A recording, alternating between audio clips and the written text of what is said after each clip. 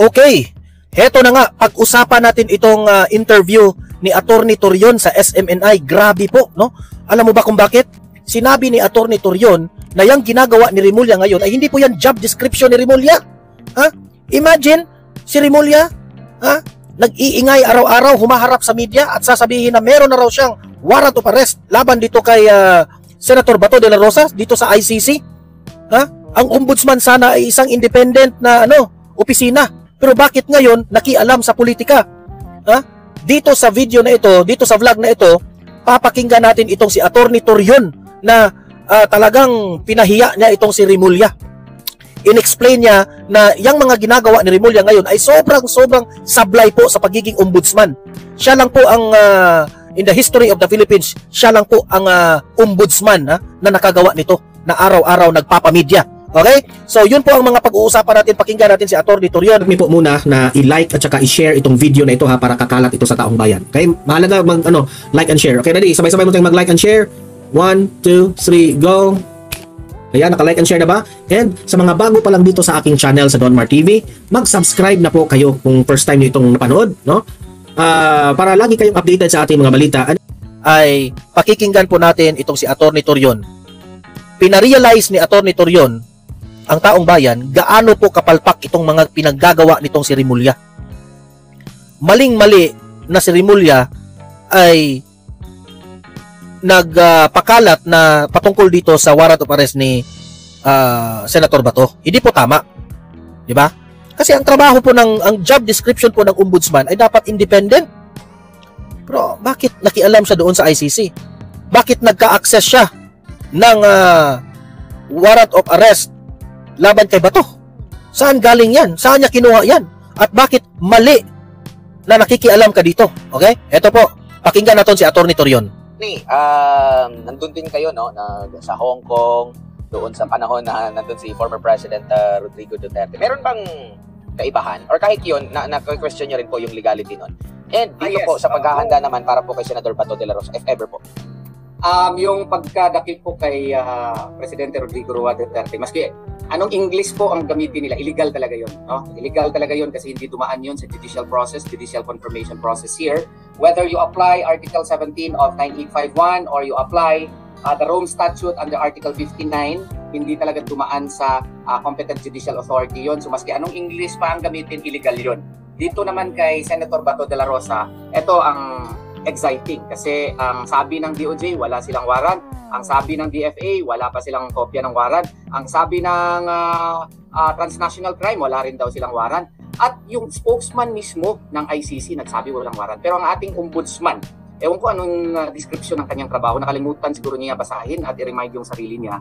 Kaya nga itong si Remulla, gustong-gusto niya yung bida-bida siya sa mainstream media. Gustong-gusto niya talaga yung buntot ng buntot sa kanya yung media. Kaya nga, sabi ko, itong pagiging ombudsman ni Remulla, sometimes ba, sasabihin mo, is this really the work of an ombudsman? Di ba? Dapat independent ka, maghintay ka lang. Pero ang ginagawa mo, parang, di ba, mas maingay ka pa nga sa DOJ eh. Tingnan mo yung mga nagdaang ombudsman. Wala, tahimik lang yan.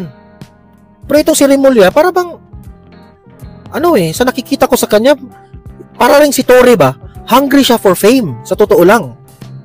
About Article 11 of the 1987 Constitution, Section 13, naka-enumerate yung trabaho niya doon. With due respect po kay Ombudsman, hindi ata trabaho ng Ombudsman ito, yung makikialam about sa ICC processes. Binasa ko, hindi doon. Diba? Ito, magaling na ito na si Attorney Torion, ha?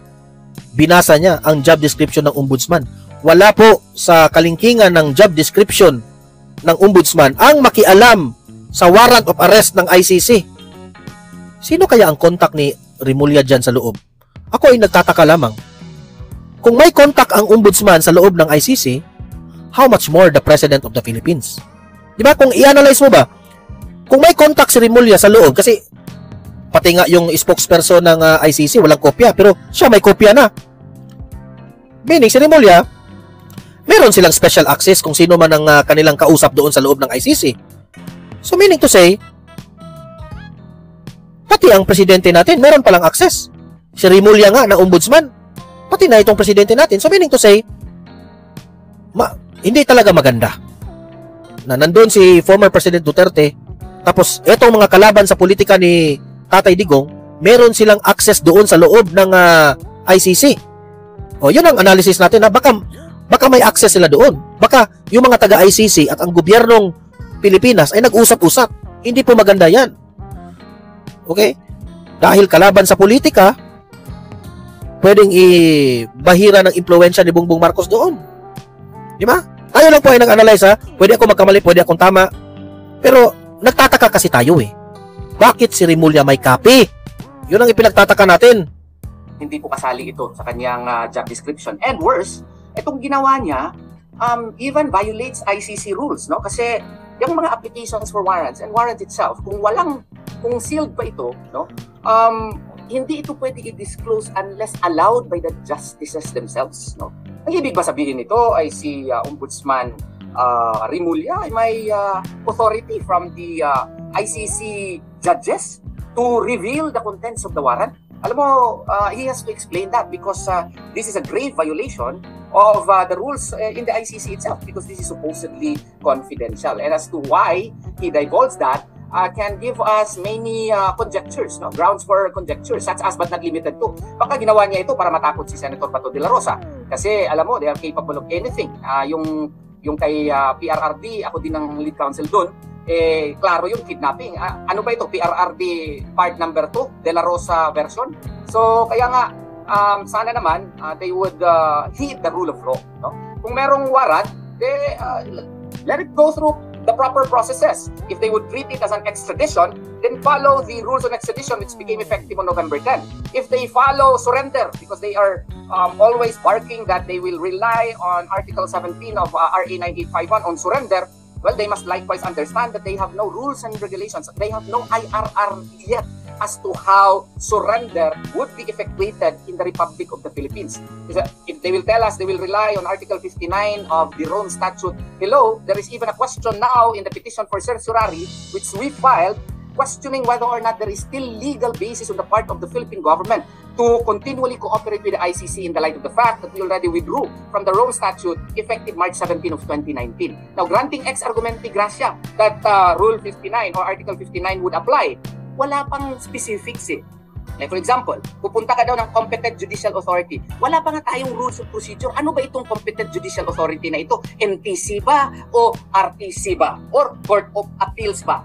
Ang sabi din dito sa the arrested person or the person shall be brought promptly before the competent judicial authority in the custodial state which shall determine in accordance with the law of that state. So, kung law of that state, so Philippine law yan, rules on criminal procedure. And sa rules on criminal procedure natin, kailangan may warrant of arrest. It should comply with Article 3, Section 1 of the 1987 Constitution, which states that no person shall be deprived of life, liberty, or property without due process of law.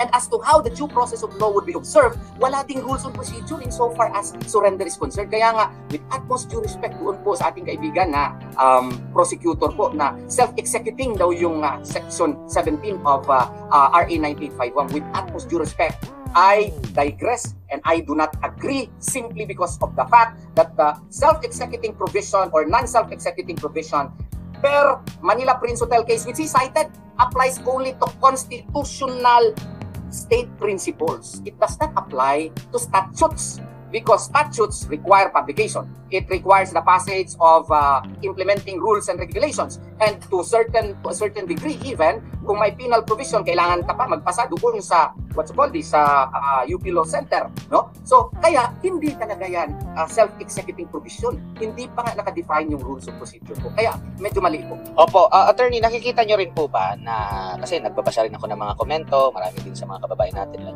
nag-aanalisa. Hindi ba itong pamamaraan na ito ay pagtapik doon sa ICC na parang pampagising sila, hoy, mag-ano ka na, mag-issue ka na ng warrant, parang ganito. Nakikita nyo rin po, hindi ko alam kung masasagot nyo po ito, attorney, pero sa inyo pong opinion. Well, there is some truth to it, no? Maybe this is a way to, cajole or even force the ICC to issue the warrant. Ang tanong ni Admar, para bang, is this the only way, is this the way of the administration na parang